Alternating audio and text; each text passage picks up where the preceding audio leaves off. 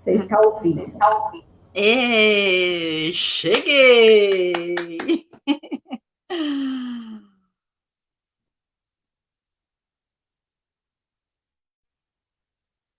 Tem que esperar um pouquinho, né?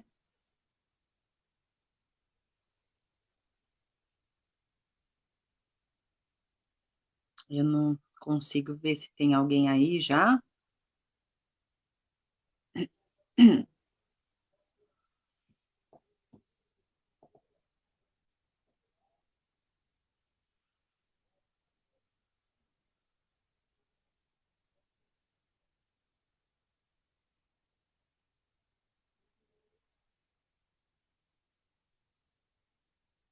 Aparece em algum lugar se tem alguém aí? Nadine?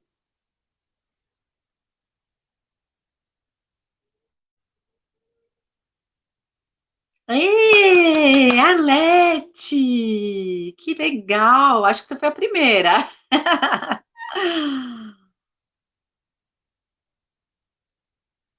Que bom que vai aparecendo carinhas aí para mim, porque é tão esquisito estar desse lado, né? Para quem não tem prática com o Paranauê da internet, das mídias sociais. Olá, Elise! Oiê! Valéria, bom dia! Que seja bom para todos nós, realmente. Vamos chegando, vamos chegando.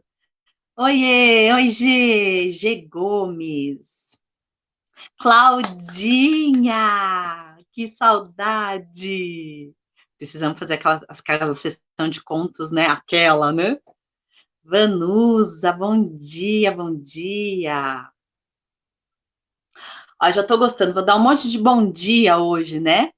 Um monte. Su Silva. É isso, Su? Su Silva. Kátia, bom dia. Nathalie, bom dia. Daemê Isabel Colombo, presente. Gosta sim. É sempre um presente. É sempre um presente estar presente. Bora marcar, né, Claudinha? Bom dia. Também tô com saudade, viu? Saudade, assim, ó, de todo mundo. Saudade de dar abraço, né? De tirar foto junto. Bom dia, Daisy. Esses primeiros minutinhos, assim, é de chegança, né? Então, a gente tá esperando um pouquinho para poder começar. Acho que o Centro Cultural vai dar um ok quando a gente puder. São 3 minutinhos por enquanto. Tomara que venha mais gente. Avisem os amigos, chamem o povo, chamem todo mundo, para mim não me sentir assim tão sozinha, né? Já estamos em quarentena, cada um no seu quadrado, eu aqui no meu quarto, fechadinha, vocês aí nas casas de vocês. É uma forma da gente se encontrar, é uma forma da gente estar junto.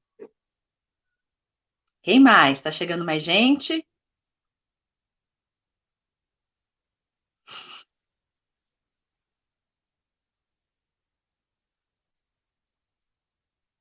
Alessandra, bom dia. Ai, que foto linda, Alessandra.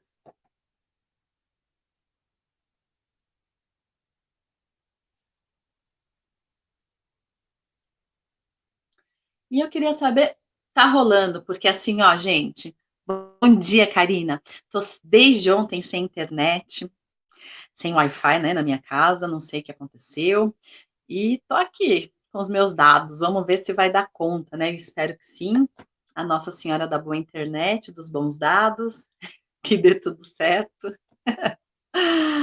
Que a gente consiga fazer uma live bacana, gostosa, que tenha bastante troca. Quem me conhece sabe que eu sou desse lugar, né, das trocas. Eu não gosto de ficar falando sozinha ou me sentir falando sozinha, porque eu sei que em algum lugar tem gente aí comigo.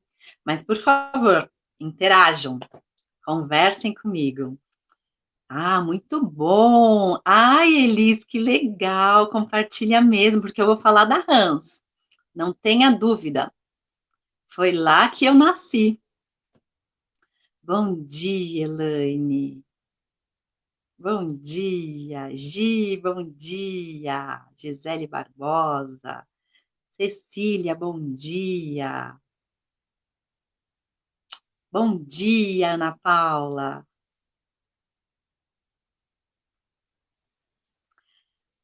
E aí? A arte de contar histórias, a mais antiga performance artística do homem. Drica Nunes, enfeite face do Centro Cultural Santo Amaro. Está e será lindo, se Deus quiser. Gratidão.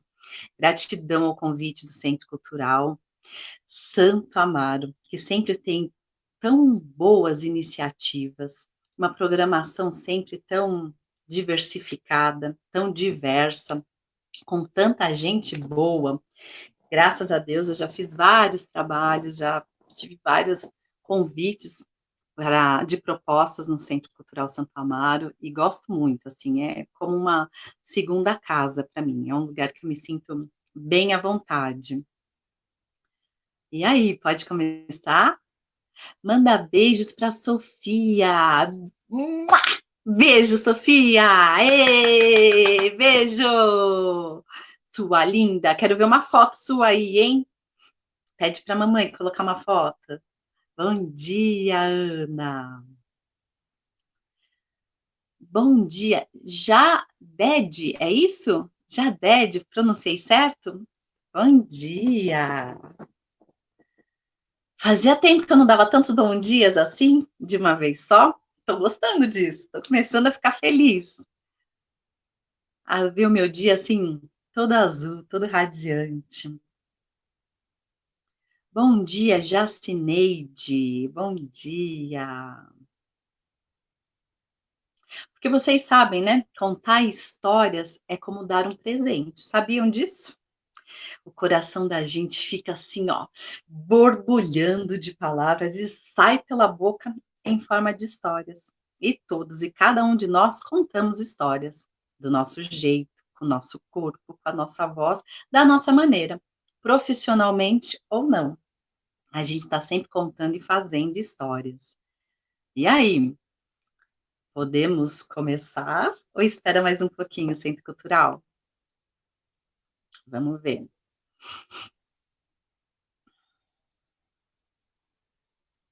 Espera, pode começar. Tem alguém aí? Bom dia, Gláucia Mendes. Neide, bom dia. Ivaniza, bom dia. E a ninfa veste azul. É verdade, é a minha cor preferida. É, e assim como você também fiz comunicação. E aí vim com assim, ó, com a minha pedra, que eu chamo de pedra de luz. E esse colar também tem uma história bem bonita, da primeira vez que eu estive num presídio, lá na Argentina, para contar histórias, um presídio, daquele presídio mesmo, sabe? De segurança máxima. E eu tremia mais do que qualquer coisa nessa vida. Mas é uma longa história. Depois, se der tempo, eu ainda conto. Mas é uma das histórias, assim, do meu percurso que mais me emocionam. E aí eu estava com esse colar. E esse colar eu realmente imaginei muita luz, imaginei muito afeto, imaginei muito amor para aquelas pessoas, que eu não tivesse julgamento ali, que eu realmente estivesse presente de corpo e alma. E a tremedeira não parava, não parava, não parava, não parava. E até o momento que eu levantei para contar histórias, eu nem sabia o que contar, porque eu tinha preparado uma coisa e aquela coisa não queria sair na hora. E aí eu fiquei ali, esperando que história vem. E veio uma história assim que não tinha nem nenhuma profundidade, mas que foi tão gostosa, foi tão divertida, que aqueles aplausos, devia ter umas cento e poucas pessoas ali naquela sala, mas aqueles aplausos e aqueles afetos, eu guardo até hoje como se fossem 100 mil aplausos, sabe? 100 mil vozes, porque foi a coisa mais linda deste mundo. Eu acho que nessa vida, dificilmente eu vou sentir o que eu senti naquele dia, com aquelas pessoas e com essa pedra aqui. Então tem história. E aí, espera mais um pouquinho? Posso começar então? Êêêê! Então, comecemos. Quero agradecer o Centro Cultural Santo Amaro pelo convite. Quero agradecer infinitamente pela confiança em mim, no meu trabalho. Agradecer a Andréa Souza por ela estar aí do outro lado. A gente não está se vendo agora, e já faz mais de um mês que a gente não se vê, mas eu sei que ela está aí, ela está comigo, está acreditando em mim e está confiando em mim. E a gente está junto, porque ela deu um sustão na gente esses dias, né? Para quem não sabe, a Andréa foi parar no hospital, e a Andréa, para além de ser coordenadora do Centro Cultural, é uma pessoa que é muito importante na minha vida, e acho que na vida da cultura de maneira geral, né? É uma amiga muito querida, e graças a Deus que ela está bem, está em casa, está tirando o pé do acelerador, a gente espera que sim. E eles me convidaram para falar um pouquinho da minha trajetória, do meu percurso contadeiro. E aí eu pensei, falei, gente, mas será que eu tenho um percurso contadeiro? Será que eu tenho, assim, uma trajetória profissional que seja relevante compartilhar com as pessoas? Porque se a gente pensar que a arte narrativa, a arte de contar histórias, ela é milenar, ela é ancestral, e que eu conto histórias há 11 anos, significa que eu estou no primeiro degrau, que eu estou literalmente engatinhando. É isso, né? E aí eu fui me revisitar. É bacana, né? Quando a gente é chamado para sair da zona de conforto, como a Andrea fez comigo. Drica, vamos participar, 1 hora para você falar, 40 minutos, 1 hora para você falar. Eu falei, assim? Porque uma coisa é estar com as pessoas, assim, né? Olho a olho, né? Sentindo a presença, porque aí o negócio flui, é tranquilo. Mas outra coisa, a gente está assim, de frente para um aparelhinho, olhando para uma câmera, a gente está se vendo aqui na tela, mas está olhando ali para uma câmera que é desse tamanico, tentando imaginar as carinhas ali, né? Porque se eu não conseguir imaginar que vocês estão aí, eu não consigo fazer nada desse lado daqui. E nessa revisita, 2 palavras para mim foram muito importantes, que é o afeto e a ancestralidade, porque tudo que me afeta é importante para mim, certo? Eu acredito que para cada um de nós somos afetados de maneiras diversas o tempo todo. Mas, para eu contar histórias, eu preciso minimamente saber da onde eu venho. Eu preciso minimamente saber quem vem antes de mim, né? É, é, é saber a minha ancestralidade, é me reconhecer enquanto ser humano. E qual é o meu propósito, né? Em contar histórias. Por que eu conto histórias? E aí, pensando em tudo isso, as palavras são essas, né? Afeto e ancestralidade, e no decorrer desse bate-papo, vocês vão entender por que isso, para mim, vem tão forte, vem tão importante, e já que tudo é história, todos nós contamos histórias, todos nós fazemos histórias, tudo é história, nós somos feitos de histórias, e muito antes da gente falar, né, do ser humano falar, ele já contava histórias pelos desenhos rupestres. Eu vou falar um pouquinho de mim. É, eu sou filha de Luiz Carlos e Solange, neta de avós paternos Maria Celeste e João Nunes, que vieram de Portugal, lá da Ilha da Madeira, num lugar chamado Câmara dos Lobos, para o Brasil, mais ou menos na década de 1940. Já os meus avós maternos, esses já estavam aqui, e vieram de Pernambuco e de Alagoas. Maria das Dores e Sebastião Nunes. Nunes 2 vezes, gente, por parte de pai e por parte de mãe. Eu nasci Adriana, que significa aquela que vem da escuridão. E aí um dia A Gislaine Matos me disse assim: aquela que veio da escuridão para trazer a luz. Eu gostei tanto disso, sabe? Acomodou de uma maneira tão gostosa dentro de mim que eu adotei aquela que vem da escuridão para trazer a luz. E a origem do meu nome é lá de Adria, na Itália. E a primeira vez que se tem notícias do meu nome na história foi no século XII, mas lá em Portugal. Agora, minha mãe não sabia de absolutamente nada disso quando me deu esse nome. Ela me deu esse nome porque era um nome de boniteza, sabe? Desses nomes que fazem sucesso na novela, no futebol, e aí todas as crianças começam a nascer e receberem esse nome. Pois é, na minha época, pela minha idade, né, eu tenho vários amigos e amigas que receberam o nome de Adriana, de Adriano. Mas eu também tenho um segundo nome, que é Fátima. E Fátima foi uma promessa da minha mãe para que se desse tudo certo na gestação, no parto, ela colocaria o nome de Nossa Senhora de Fátima. Deu tudo certo. Eu tô aqui. Só que antes de mim, eu tinha uma prima assim muito próxima aqui no Brasil mesmo, que nasceu uns 3 anos antes de mim, que recebeu o nome de Fátima, Fátima Cristina. Logo, eu não podia ser Fátima também, né? Porque, imagina, numa família de português, Maria e Fátima é o que mais tem. Eu tenho várias primas que receberam o nome de Fátima, tias, enfim. Mas era muito próximo.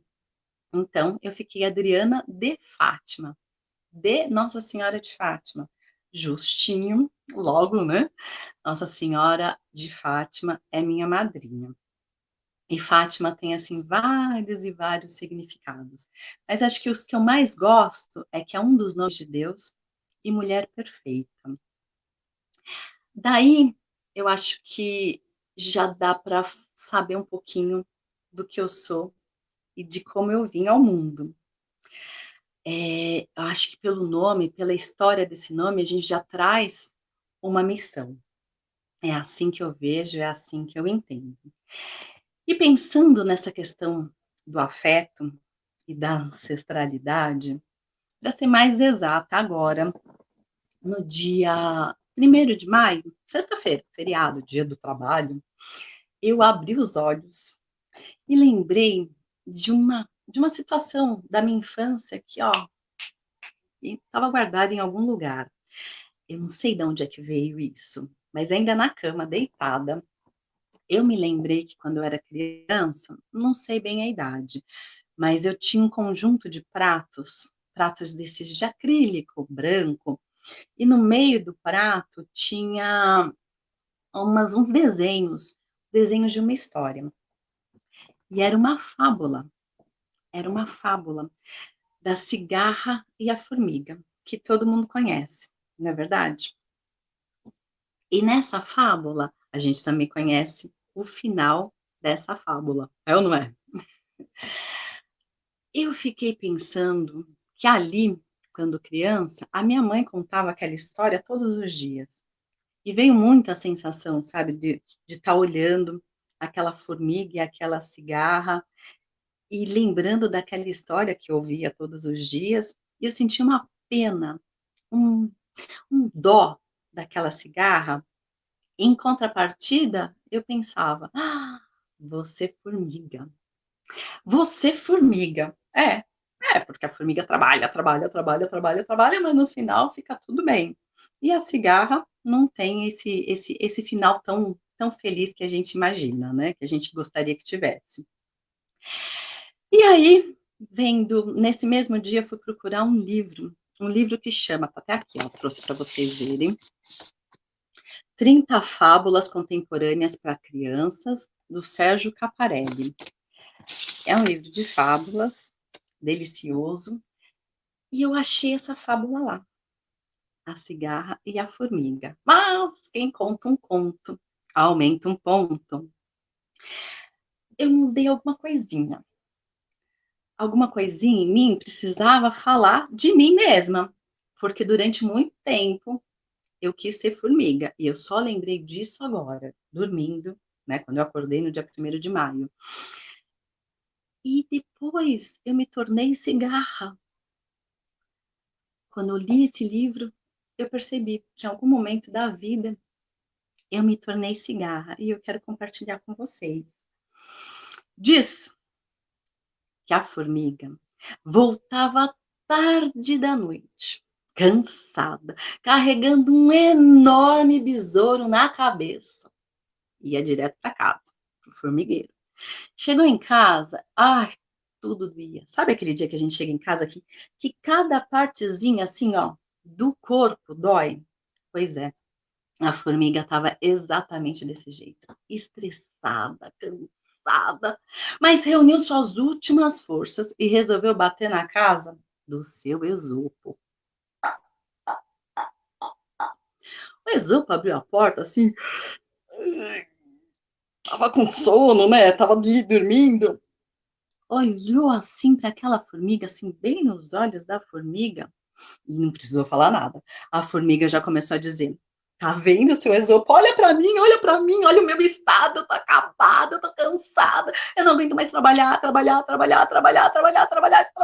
e trabalhar. Isso não é justo, isso não é justo. Eu acordo muito antes do próprio sol acordar.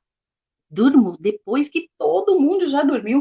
E enquanto eu faço tudo isso, olha para ela, olha lá para ela, a cigarra canta o tempo todo, até essas horas da noite, nem me deixa dormir com essa cantoria. E olha lá, a disposição também, só faz isso o dia inteiro, só faz isso a noite inteira, canta, sem parar. Seu Esopo olhou bem para a formiga, bem nos olhos dela, e disse: Bom, dona Formiga, pode parar com isso, porque a senhora conhece meu livro, não conhece? A senhora já leu essa história, já não leu? Então já sabe o final, sabe que vai dar tudo certo para a senhora, e sabe que a pobre cigarra vai morrer de fome, né? Então fica tranquila que no final dá tudo certo. Tem certeza, seu Esopo? O senhor tem certeza disso? Porque eu estou seguindo os passos da minha família, trabalhando, carregando peso. Claro que eu tenho certeza. Claro que eu tenho certeza, formiga, afinal de contas, fui eu que escrevi a história. Vai dormir e descansar o restinho de tempo que ainda te falta. A formiga foi, voltou para casa. Tentou dormir com a cantoria da cigarra que não parava nunca. No dia seguinte, ainda de madrugada, acordou sentindo um peso no corpo. Estava muito pior do que no dia anterior, mas foi fazer aquilo que ela foi destinada a fazer. Foi trabalhar e trabalhar. Lá pelas 3h15 da tarde, quando a formiga ia para o seu primeiro jantar, a cigarra despertou. E despertou com uma disposição, com uma pele boa, com os olhos brilhantes, e resolveu subir no alto de um pessegueiro. Lá do alto, ela olhou para um lado, olhou para o outro lado, aquela imensidão azul, aquele sol que brilhava forte. Com tanta disposição assim, para que perder tempo? Ela encheu os pulmões de cigarro, de ar, e começou a cantar. Lararararam, lararararam, lararara, lararara,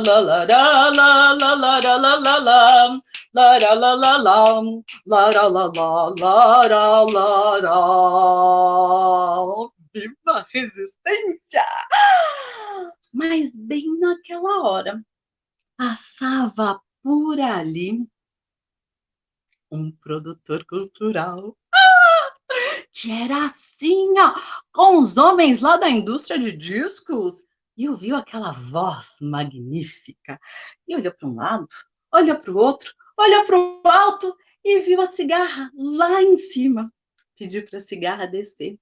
Os dois conversaram, e ele convidou a cigarra a fazer um teste numa gravadora.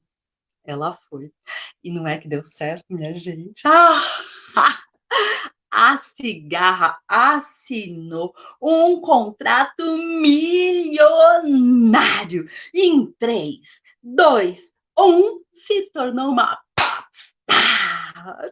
E ficou famosa, famosa, famosíssima. Dessas assim que aparece no Facebook, no Twitter, no Instagram, em todas as mídias sociais, na televisão, no jornal, nas revistas, em todos os cantos. Sucesso total.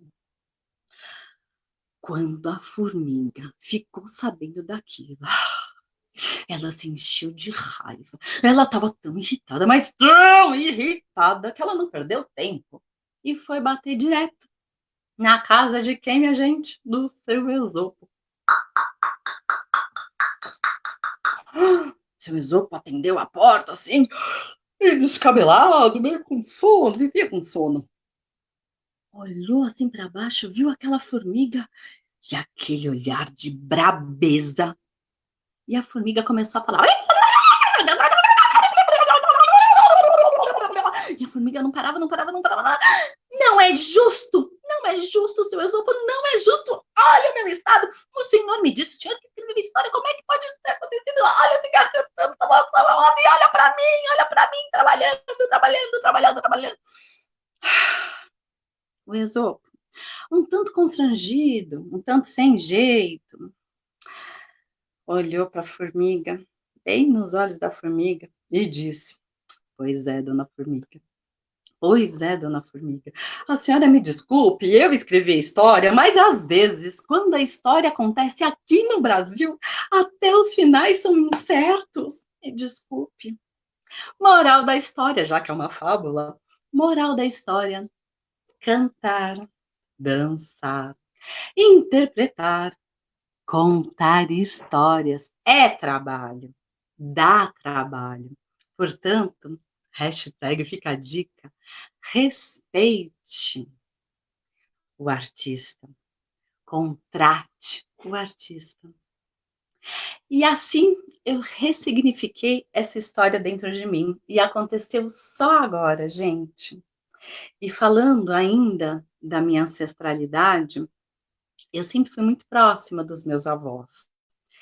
Sempre, principalmente as avós, né? Porque elas viveram muito mais tempo do que os meus avós. E a avó Maria Celeste, ela foi a melhor cozinheira desta vida. E toda vez que ela ia cozinhar, ela ia contando as lembranças que ela tinha das vivências dela em Portugal. Ela era ainda criança, ela era ainda adolescente, né? Jovenzinha, bem jovenzinha quando ela veio para o Brasil. E ela lembrava muito, com muito afeto, com muito carinho, dos pais dela, contando esses ditos populares. E aí vinha coisas assim: minha avó do Piquiló fez um bolo e comeu só. Não dão nada aos netinhos, que gulosa é minha avó. Pão e vinho faz o velho virar menino, porque pão e vinho em casa de português nunca faltam. E aí ela olhava pra gente, assim, pros netos e depois pros bisnetos, e fazia assim, ó. Bichinha gata, que comestes hoje? Sopinha de leite? Não me destes nada? Pichau, pichau, pichau, pichau, pichau, pichau. E aí as crianças, os bisnetos, né, riam com aquilo. Já a avó Maria das Dores, aquela lá do Nordeste, essa não era assim, não. Essa era danada, danada, danada. A ponto de, assim, com os 80 e lá vai fumaça, a gente passeando na Paulista, na época de Natal, para ver as árvores, os enfeites e tudo mais, ela queria subir nas árvores do Trianon, de andar de carrinho de rolemã com os bisnetos, ela era assim, da pá virada. E todas as férias a gente se dividia na casa da avó Celeste e na casa da avó Maria.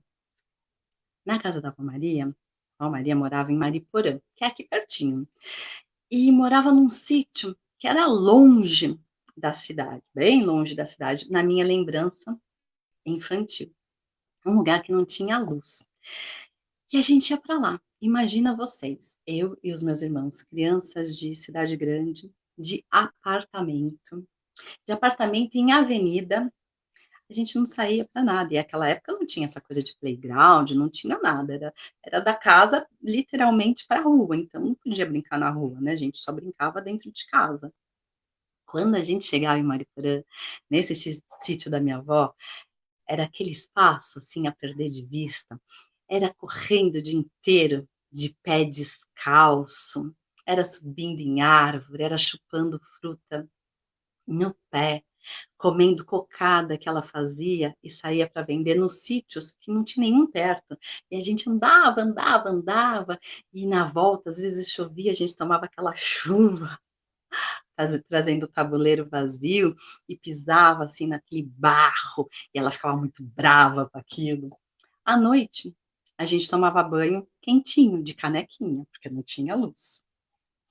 E ela, isso com um lampião aceso, ela fazia uma sopa para a gente, uma sopa de fubá com couve, deliciosa. E a gente tomava aquela sopa, te acolhia, e a gente ia para a cama. Ela apagava, desligava, né, o lampião, a gente ia para a cama, ela acendia uma vela, e essa vela, assim, era da noite anterior, que já foi da outra, então nunca tinha um tamanho exato. E ela contava uma história. No quarto dela tinha uma cama de casal, que ela colocava todos os netos na mesma cama de casal, e ao lado a cama de solteiro, lá que ela deitava. E toda noite ela contava história pra gente, mas ela não era assim uma avó tradicional, assim, daquelas que contam histórias para os netinhos dormirem tranquilos e sossegados. Essa não era minha avó. Ela contava histórias pra gente de fazer xixi na cama. Tem ideia? Vocês sabem o que é história de fazer xixi na cama? Vou contar. Uma vez, minha avó disse pra gente, contou que lá em Olho d'Água das Flores, lá nas Alagoas, onde ela morava, existia uma fazenda muito grande, sabe, dessas fazendas muito prósperas. Existia uma fazenda com várias plantações, terrenos, enfim, a casa era muito grande também. E diziam que essa fazenda era mal assombrada. É, porque muitas pessoas compravam a fazenda, mas ninguém conseguia morar na fazenda. E assim o tempo ia passando. O dono, o fazendeiro, tentava vender. A pessoa ia lá, comprava, dava aquele sinal, sabe, aquela entrada em dinheiro, comprava, passava a primeira noite na fazenda, no dia seguinte, ninguém sabia mais da pessoa. A pessoa desaparecia, simples assim. E os anos foram passando. Minha avó e os irmãos brincavam justinho naquela fazenda, naquele terreno, numa das tantas plantações que tinha por ali. Eles brincavam do quê, minha gente? Como ela mesma dizia, que criança não tem juízo, e dava aquela gargalhada. Eles brincavam de assombração. E um dia, o fazendeiro baixou o preço da fazenda, assim, bastante, e resolveu anunciar em outros lugares, em outras cidades, assim, próximas, e não ali em Olho d'Água das Flores, porque ali ele não ia conseguir mais nada mesmo. Todo mundo tinha medo. E apareceu, vindo de Arapiraca, uma cidade ali perto, um rapaz que foi conhecer as terras, conheceu a casa, gostou do preço, pagou o sinal e resolveu ficar. Minha avó disse pra gente que o dia que o rapaz chegou, ela e os irmãos estavam brincando na plantação de milho e viram assim ao longe o rapaz, mas não deram conta. Aquele dia continuaram fazendo tudo que qualquer criança faz em casa. Tomaram banho de canequinha, claro, porque se na minha época de criança, ali em Mariporã não tinha luz, imagina, na época da minha avó, lá em Olho d'Água das Flores, no sertão das Alagoas, aí que não tinha mesmo, né? E assim, eles tomavam banho, tomavam aquela sopa que a minha bisavó já fazia para minha avó, de fubá com couve, e iam dormir, não tinha história não, iam dormir. Só que não, os meninos tudo da pá virada, ó, pularam a janela do quarto e resolveram ir para onde, minha gente? Ir lá para a fazenda. Ir lá para a fazenda para ver se existia ou não existia assombração. Eles foram. Ficaram lá na plantação de milho, só com um zoião assim, ó, arregalado, aquele zoião grande, prestando atenção em todos os movimentos, em todos os ruídos. Mas cansa, né, gente, ficar ali parado. Uns começaram a sentir medo, outros começaram a sentir sono, outros começaram a sentir aquele frio da madrugada e foram assim se aconchegando, se aconchegando, se aconchegando e resolveram dormir ali mesmo. Mas minha avó e o tio Carlinhos continuaram assim, ó, prestando atenção. Mas a plantação era longe da casa grande. E aí eles resolveram ir para onde? Para a varanda, para dar uma espiadinha lá para dentro, para ver se tinha ou não tinha assombração, minha gente. E eles foram. Quando chegaram lá naquela varanda, sabe aquelas varandas que a gente vê em televisão, novela dessas de época? Pois é, diz minha avó que era daquele jeito. Era a casa e a varanda toda rodeando a casa, todinha. Eles olharam assim por uma das janelas da sala e lá dentro, sabe o que eles viram? Sabe o que eles viram? Eles viram nada mais, nada menos que o moço que tinha acabado de comprar a fazenda, deitadão ali no sofá. Embaixo do sofá, uma espingarda, um monte de tralha, tudo do lado, bem do ladinho da lareira. Não viram nada demais, nada de assombração. Eles não viram, mas eles ouviram. E era uma voz de morto. Vocês já ouviram voz de morto? Já ouviram voz de morto? Pois é, era uma voz de morto. Eu não sei como é que é a voz de morto, também não, porque eu não estava lá, né, minha gente? Eu também, nessa vida, eu nunca morri. Além do que, eu nunca conversei com morto, ainda que eu saiba. Mas minha avó disse que era uma voz assim grave, uma voz fechada, uma voz forte, que vinha assim do fundo, meio fantasmagórica. E era uma voz que dizia assim: Caio, Caio, Caio. O moço que estava ali deitadinho no sofá abriu os olhos, morrendo de medo, e caiu um osso de uma perna em cima do moço. Minha avó, nessa hora, ela ficou assim, ó, feita estátua, sabe? Petrificada. Ela não conseguia correr, não conseguia falar, não conseguia fazer nada, era só uma criança. Mas continua ali, porque na verdade ela queria saber como é que era essa assombração, né? Já que ela estava ali mesmo. Ali ela ficou, não conseguia sair dali de jeito nenhum. Já meu tio, que não era corajoso que nem minha avó, porque minha avó, eu falei para vocês, né? Ela era porreta, quase fugiu com o bando do Lampião. Mas essa já é uma outra história. Ela continuou ali, olhando, olhando, olhando. Mas meu tio Carlinho, caiu desmaiado nos pés da minha avó. E de novo a voz lá de dentro dizia: Vamos fazer junto comigo? Quero ouvir vocês, ó, daqui, para eu não me sentir sozinha, que eu sou carente, vocês já sabem, né? Caio, Caio, Caio. Caiu um outro osso. Nessa hora, o moço fez assim: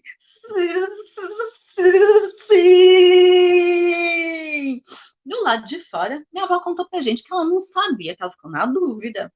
Se sim, queria dizer que sim. O nome dele era Caio mesmo, que todo mundo em Olho d'Água das Flores já sabia que o nome dele era Caio, ou que sim, podia cair um outro osso, e outro, e outro, e outro, e outro, e outro osso. Mas, na dúvida, ela continua ali. A voz não parou, não. Vamos todo mundo junto? Caio, Caio, Caio! O moço, não aguentando mais aquilo, pegou a espingarda que estava embaixo do sofá, levantou e disse: Ah, então cai, cai logo que eu não aguento mais essa história. E pam! Deu um tiro para cima na hora que a voz tirou um sarro da cara dele, porque era aquela voz grave, sabe? E de repente, sabe quando dá uma escorregada no quiabo? A voz faz assim: Caio, Caio, Caio. A arma disparou sem querer. Nessa hora, minha avó contou pra gente que ali ela foi sair correndo e esqueceu que o irmão, que o tio Carlinho, estava ali, caído aos pés dela, caiu em cima dele, gritando. O meu tio Carlinho acordou com o grito dela, com ela em cima, naquele bololô, gritou também. O moço, o tal do Caio, que tinha acabado de comprar a fazenda, que estava lá dentro da casa, achou que estava sozinho com a assombração, né? Só os dois. Começou a gritar. Os gritos da minha avó, do tio Carlinhos, do Caio, acordaram meus tios que estavam dormindo bem lá no meio da plantação. Foi um quiprocó, um banzé daqueles. Mas daqueles. Toda a cidade de Olho d'Água das Flores acordou com aquele furdúncio todo. E vocês sabem o que aconteceu? Sabem o que aconteceu? De lá do teto, sabe quem caiu? Sabe quem caiu? O ex-dono da fazenda. Meninada, foi um escândalo. Mas foi um escândalo, assim, daqueles. Todo mundo ficou sabendo que o fazendeiro, ele tinha uma dívida de jogo. É.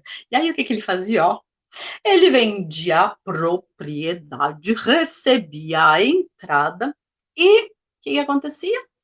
Aparecia como assombração e quem tinha comprado, ó, dava no pé e nunca mais aparecia, nem para pegar o dinheiro. E assim foi durante anos, foi um escândalo. Saiu em tudo que é mídia impressa de toda a região. Se vocês quiserem, eu posso até caçar o ano direitinho para vocês verem os jornais da época. É, foi um escândalo danado.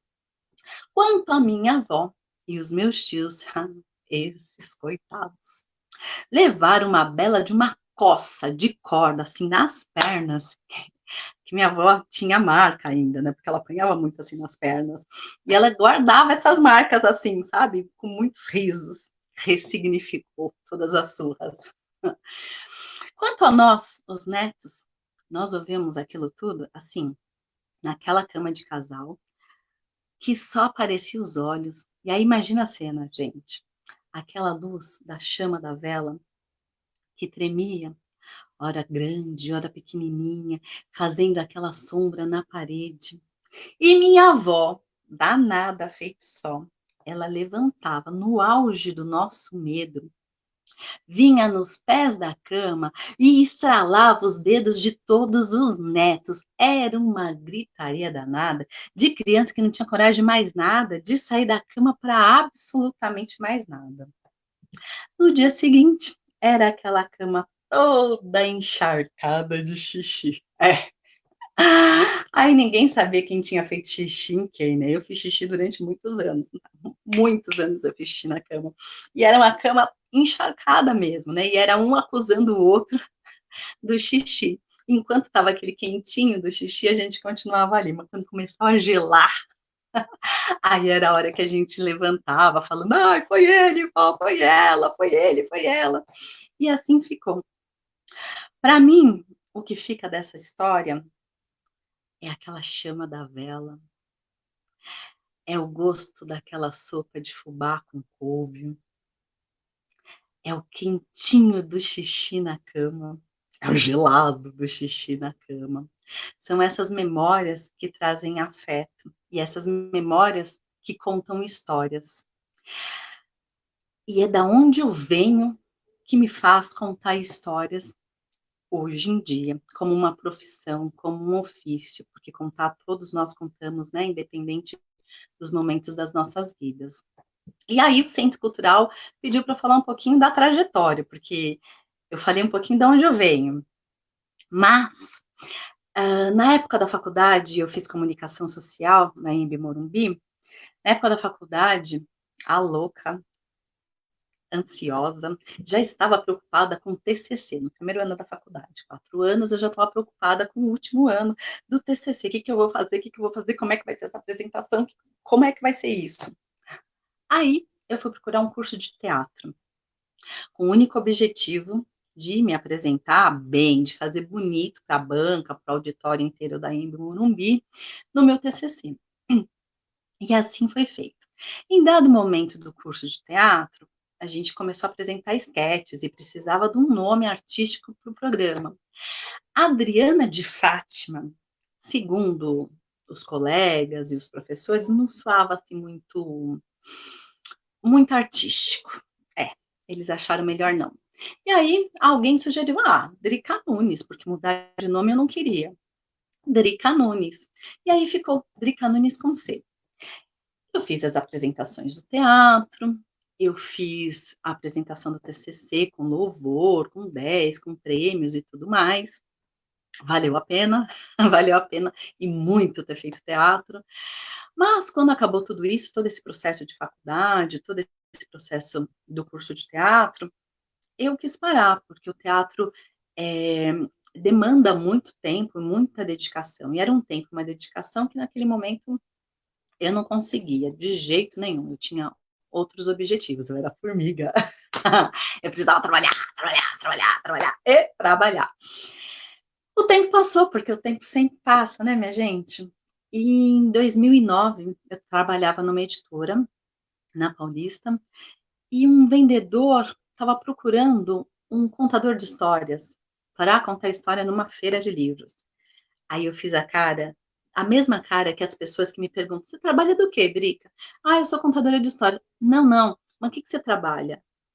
Eu sou contadora de histórias. Não, mas você ganha vida como?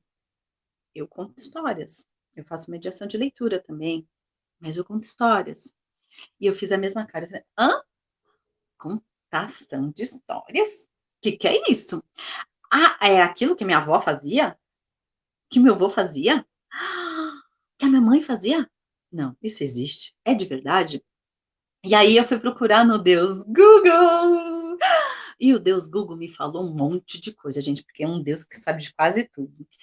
E me contou que tinha um monte de contador de histórias no mundo, vários cursos, vários livros, tudo acontecendo, mas não naquele momento. Já devia ser outubro, novembro, coisa assim. E aí eu não conseguia nada com aquilo. Na época eu tinha uma sobrinha pequena, a única sobrinha afilhada, cheia de amor, querendo contar a história para aquela criança.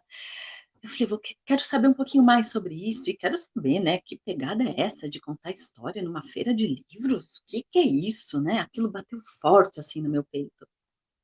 Em 2010, logo no comecinho do ano, eu fiquei sabendo do curso da biblioteca Hans Christian Andersen, temática em contos de fada, que é aqui no Tatuapé, em São Paulo. Todo contador de história conhece essa biblioteca, que é maravilhosa, assim, que vive dentro da gente. Então, a Drica Nunes, contadora de histórias, nasceu na biblioteca Hans Christian Andersen, eu sei que ele está aí. Beijo para a Elis, que é a coordenadora de lá. E assim, eu passei, gente, porque precisava fazer uma carta de próprio punho. Eu não conhecia a biblioteca, fui lá a primeira vez, porque eu tinha que fazer a inscrição pessoalmente. E aí, nessa inscrição, eu conheci umas pessoas que disseram: eu estou tentando faz 3 anos, eu estou tentando faz 4 anos, é muito difícil, é muito concorrido, é um super curso. E é mesmo. E aí eu consegui. Eu não sei o que eu escrevi, eu sei que eu consegui. Não tive nenhuma falta, Caxias mesmo, fiquei ali todos os sábados durante um tempo. E no final do curso, a gente tinha que apresentar uma história. Era a única história. E durante esse processo todo do curso, eu fui buscando esse termo memória afetiva, que era um termo que eu não conhecia. Eu fui buscando a escuta, que é muito diferente da audição. Eu fui aprendendo tudo isso, porque eu fui aprendendo a ouvir histórias de novo, a buscar essa criança interior, a perceber que essa adulta gosta assim de ouvir histórias e que todo bom contador é antes um bom escutador. E isso tudo foi acontecendo ali, e eu tô falando demais, ai meu Deus, desculpa, eu vou tentar ser mais rápida. Eu pensei que uma hora fosse ser muito, mas eu tô vendo que não, e eu nem sei quem tá aí, gente, eu não sei o que tá acontecendo, porque eu não tô vendo absolutamente nada, se tá rolando perguntas, não tô vendo nada, Nadine, nada, nada, nada, se você puder mandar, se tiver alguma pergunta, alguma coisa assim, porque tá tudo azul para mim, não vejo absolutamente nada. E assim, lá eu aprendi a contar uma história que é aquela que eu ia apresentar no final do curso com uma colega, porque eram histórias que a gente dividia.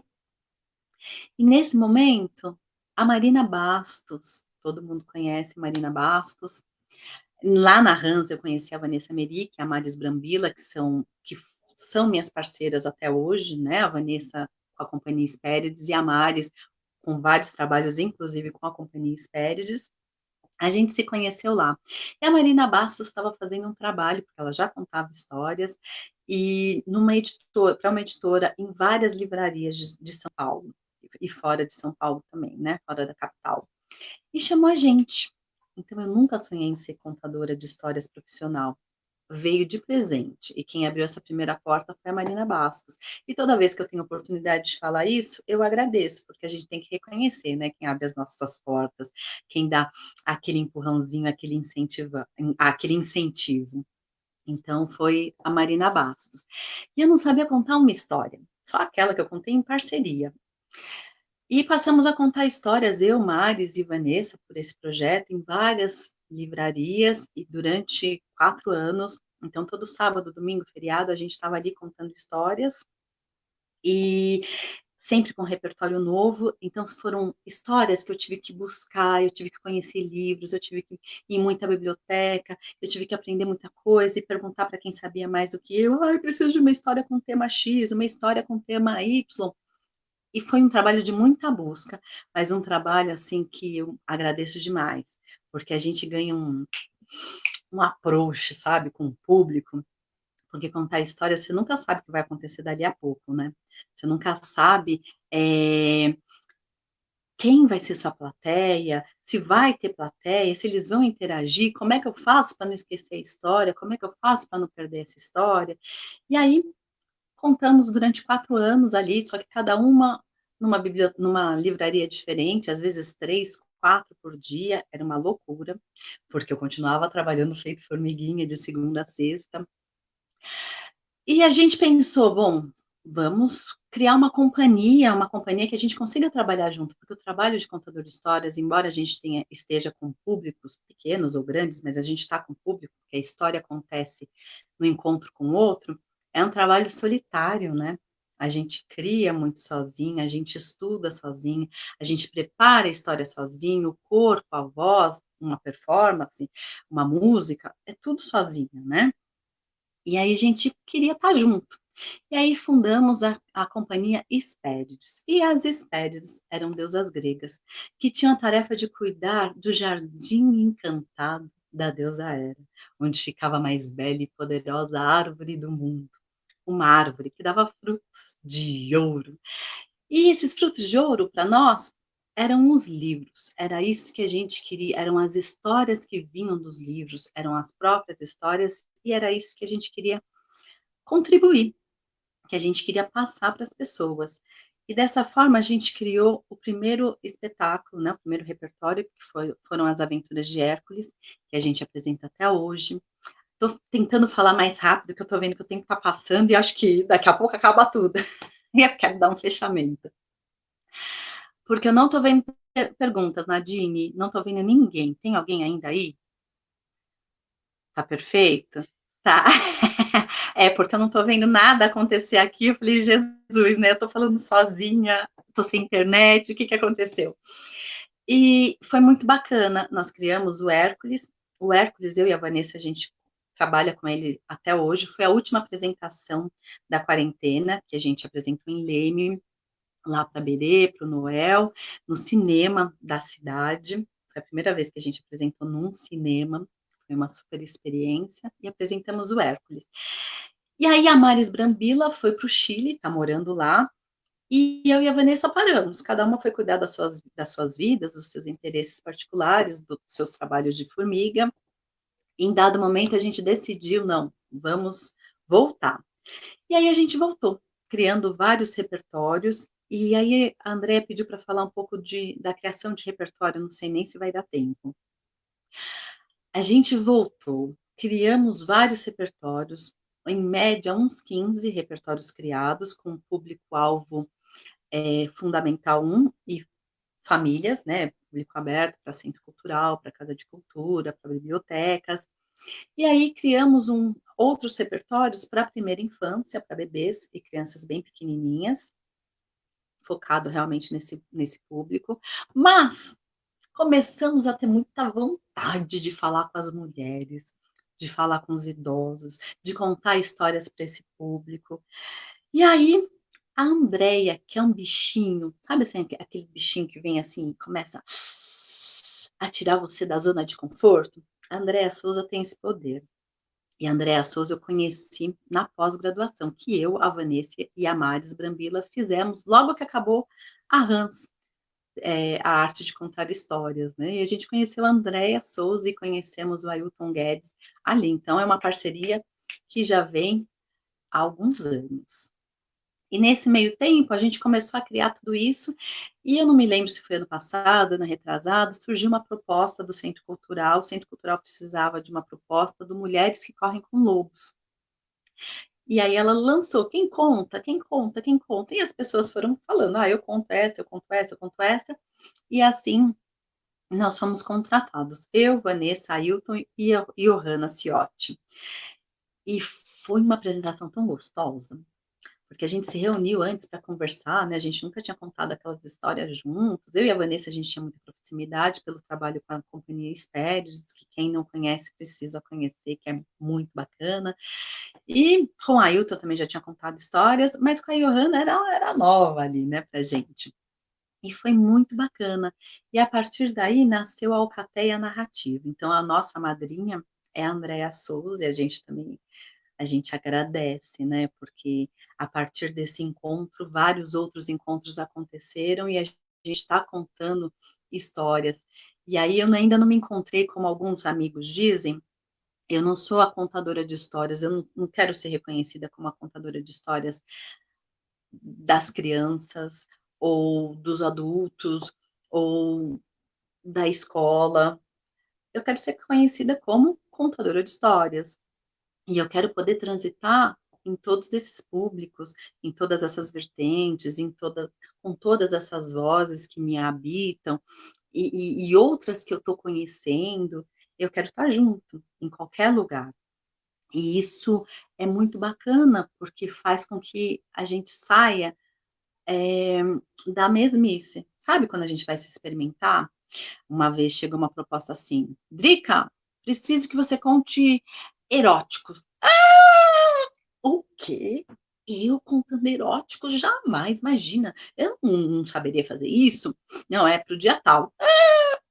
E foi o bichinho chamado Andréa Souza. E aí vai, pesquisa, pesquisa, pesquisa, pesquisa, pesquisa, pesquisa, pesquisa, estuda, estuda, estuda, estuda, estuda, estuda, estuda, e vai encontrando aquela voz no corpo, porque, como diz o Ailton, meu corpo é narrativo, e eu conto com o corpo, então é muito complicado eu estar aqui sentadinha, tentando ficar aqui ó, no meio da tela, porque eu sou expansiva, né? E se eu estou num teatro e tenho uma quarta parede, eu não quero aquela quarta parede, eu peço para dar uma iluminadinha na plateia, porque eu quero o olho no olho, porque contar histórias é a arte do encontro. Então, eu quero estar com outro. E se eu consigo descer do palco, eu estou junto com as pessoas, e se eu consigo conversar. Então, tem essa troca, né? Por isso que está aqui hoje, sem estar vendo vocês, e sem estar ouvindo, e sem estar vendo nada digitado, é um pouco angustiante, porque eu não sei o que está acontecendo. Eu estou totalmente aqui no escuro.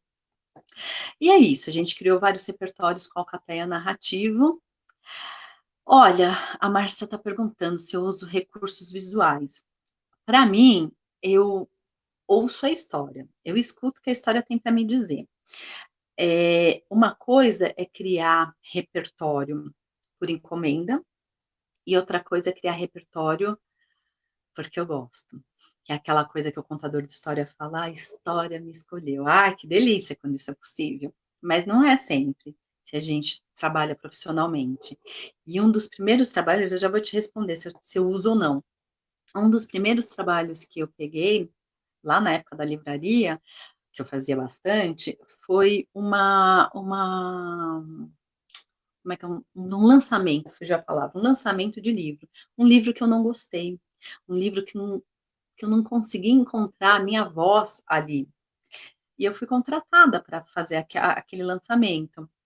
E aí eu comecei a pensar, nossa, mas no trabalho lá de formiguinha, você não é obrigada a fazer um monte de coisa que você não gosta? Então vamos ressignificar isso. O que que essa história tem para te dizer? E aí eu fui lendo de novo, e de novo, e de novo. E aí eu fui tentando conhecer aqueles personagens que eram personagens reais, né? Eles foram baseados em pessoas, né, das relações do autor, e eu fui tentando buscar essa história na minha mente, na minha cabeça. E para mim, história não existe se eu não consigo imaginar. Eu tenho que ter a história aqui acontecendo, sabe? E aí, quando eu ouço essa história, o que ela está me pedindo, aí eu vejo se eu preciso de um recurso ou não. Eu sou muito mais da oralidade. Uso, às vezes, alguns elementos cênicos, sim, alguns objetos, sim. Gosto muito das brincadeiras, tanto no repertório individual quanto das Hespérides, a gente brinca muito. A gente não tem repertórios, nem eu sozinha, nem nós, Hespérides, né, eu e Vanessa, a gente não tem aquele repertório fechado. Nem a alcateia narrativa, né, porque a gente improvisa e é o que acontece na hora. Nunca uma história vai ser a mesma, nunca. E o repertório ele vai crescendo dentro da gente à medida que a gente vai fazendo. Sabe aquelas histórias que às vezes estão acomodadas dentro da gente? Às vezes a gente fala assim, não, mas não estou mais feliz com essa história. Vamos conversar a respeito? E aí a gente conversa, ó, até a luz apagou aqui, gente, acho que já deu tempo. E aí a gente conversa, conversa, conversa, conversa com a história e tenta ouvir o que ela tem a dizer. E aí a história diz, ah, não, preciso de um recurso. Eu quero um recurso, mas eu não sei ainda que objeto é esse, eu não sei ainda o que eu vou fazer com esse objeto. E aí a gente vai para o como, né? Porque a gente faz as perguntas, o que a história quer dizer, para que eu vou contar essa história, para quem eu vou contar essa história, para a gente poder adequar essa linguagem, mesmo entendendo que as histórias são universais e as histórias atendem a todos os públicos. Tem algumas conversas que a gente tem a respeito disso, né? Não, isso daqui a gente não consegue acessar, não, a gente precisa mudar aquilo. Então, nessas conversas e nessas perguntas, e eu acho que todo contador de histórias precisa dessas perguntas, para quem eu vou contar, por que eu vou contar, como eu vou contar, a história vai dizendo. E se a gente trabalha, se a gente tem a opção de trabalhar com outro, e nesse caso eu trabalho com a Vanessa, trabalho com o Ailton e com a Johanna, a gente vai falando, não, mas você já pensou nisso? E se a gente fizer tal coisa? Não, e se a gente fizesse tal outra coisa? E aí os repertórios vão se formando, mas eles nunca ficam prontos. Porque todo dia a gente é diferente. E todo dia que a gente vai contar aquela mesma história, ainda assim, ela vai ser diferente. Acho que eu falei um pouquinho, né, gente? Um pouquinho demais. Me falem, por favor, de tempo, se tem perguntas. Senão eu vou tentar encerrar aqui, porque até a luzinha daqui já apagou. Eu acho que já deu realmente o tempo. E aí, Centro Cultural, me digam, por favor. Então tá. Falei um pouquinho da onde eu vim, porque eu acho que isso é essencial para todo contador. Acho que isso dá uma clareza da onde a gente quer ir. Não quero ser uma contadora de histórias engessada, só para um público X ou só para um tipo de histórias. Eu gosto muito desse frio da barriga. Todo dia que eu vou contar histórias, eu falo: o que eu estou fazendo aqui? Porque é o tal do frio da barriga que eu ainda sinto. É como se fosse a primeira vez. E eu me preparo como se fosse a primeira vez, e eu penso na roupa que eu vou usar, e eu penso no gesto para aquela história, já que o gesto, ele o corpo tem memória, né? E o gesto vai contando história, o olhar, o sorriso, isso tudo é pensado, isso tudo é elaborado. Então, dentro do meu processo criativo, eu leio a história, independente se ela é de encomenda ou não, que às vezes a gente pega uma encomenda que a gente não gostou muito, não, e a gente ressignifica. Quantas vezes eu falei essa palavra, né? Mas é assim mesmo que eu me sinto. Eu tento buscar na história o que eu posso oferecer para o público num fazer de coração, porque entra o afeto. Eu não acredito em relação que não tenha afeto. Entra assim o afeto. E aí, eu buscando e conversando com essa história, eu vou trazer as imagens. Aí eu consegui enxergar aquela história acontecendo. Quando eu trago as imagens para minha cabeça, aí é a hora que eu vou para o computador, e aí eu reescrevo aquela história, conseguindo já imaginar os sons, e aí eu consigo imaginar as brincadeiras, criar uma música, e eu vou fazendo as emendas, e eu e a Vanessa, por exemplo, a gente gosta muito dessas emendas, de uma conversa, sabe? De um fio condutor de uma história para outra, para a gente é importante, e a gente também tem uma clareza de quando a gente fala assim, não, agora eu quero uma ruptura, eu não quero ter esse fio, nessa história eu quero um silêncio, eu quero terminar com silêncio, não quero risada, eu quero silêncio, eu quero a reflexão do público, né, da plateia, né? Então, isso tudo é pensado para a gente. E aí eu acho que esse processo de criação, ele acontece dessa forma para mim. É escutar a história, é criar as imagens, é ir para o computador e escrever, ter um distanciamento de pelo menos, dependendo do prazo, às vezes eu tenho um distanciamento só de um dia, porque eu não tenho, o prazo é muito curto. Eu preciso, a encomenda é hoje, terça-feira, e a apresentação é sábado. Então é tudo, né, para você pensar.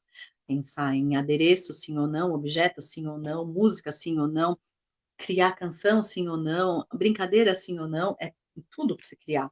Mas eu preciso de um momento de distanciamento daquilo que eu escrevi, para eu voltar, ler de novo, conversar de novo com aquela história, e aí fazer várias alterações. Aí é o momento que eu imprimo e começo a estudar. E aí eu trago para voz alta, na frente do meu espelho, se esse espelho falasse, minha gente. E aí eu vou treinando, e vou testando, e aí o corpo, ele vai se mostrando, porque o corpo vem, né? O corpo vem, a palavra veio, mas o corpo veio junto. E aí, quando o corpo veio, eu falo, não, esse gesto não tá bom. E aí eu vou pensando no gesto que eu vou colocar, no aceno que eu vou dar, no olhar, na parada, porque o silêncio ele é narrativo também, e assim eu vou construindo aquela história. E vou apresentando para mim mesma, para o meu espelho, para o meu público imaginário, muitas vezes até eu ir para a plateia.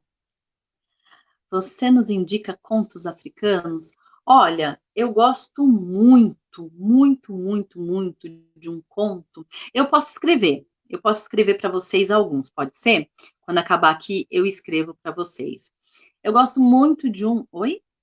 Amo o contador e a sua criatividade, nos trazer na palavra, nos objetos, o mundo da fantasia. O recurso audiovisual é divino, mas nos traz para o concreto. Eu também acho.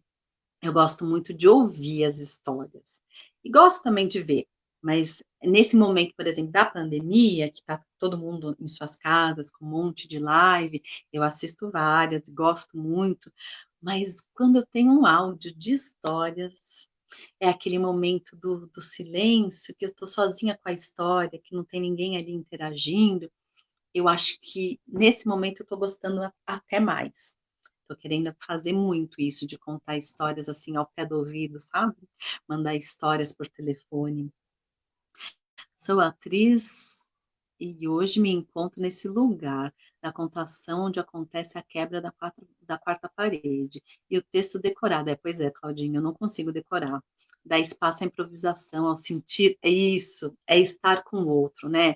A contação de histórias é estar com o outro, é ter esse afeto mesmo, né? A gente está na relação, a gente está em relação ao outro, né? Porque a história só existe se o outro estiver ali para ouvir.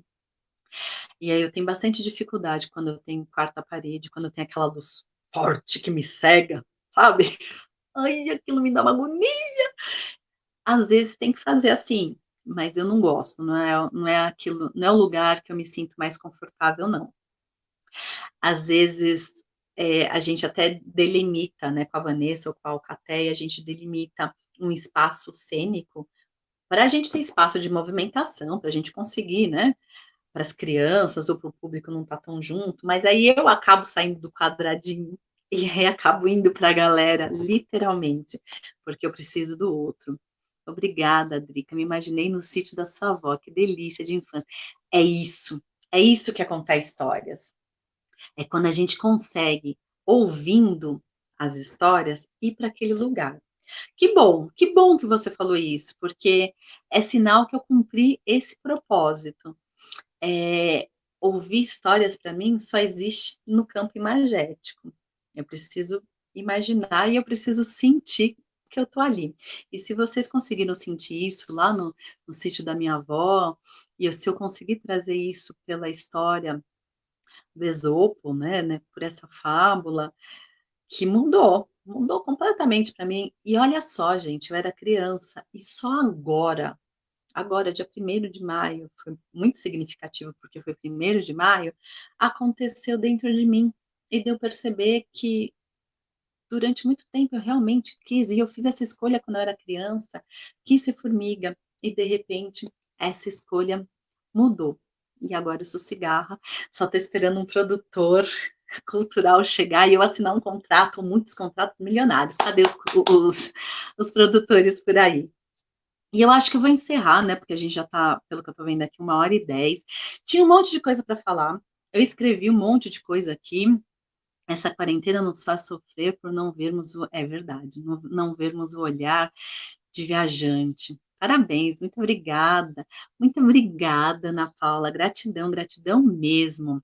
Que bom que você voltou à infância. Eu viajei nessas histórias, muito bom. Ai, que legal vocês estarem falando, porque de verdade é muito difícil estar aqui desse outro lado. Você me fez lembrar da história do meu nome. Boa! É o que eu sempre falo, eu dou cursos, né, de contação de histórias, oficinas, e eu falo: "Você sabe o significado do seu nome? Você já buscou? Quem contava história para você?" Porque isso tudo eu fui aprendendo ouvindo outros contadores de histórias do Brasil e do mundo. Graças a Deus, eu tenho a oportunidade de estudar e de aprender com grandes referências nessa arte que é milenar.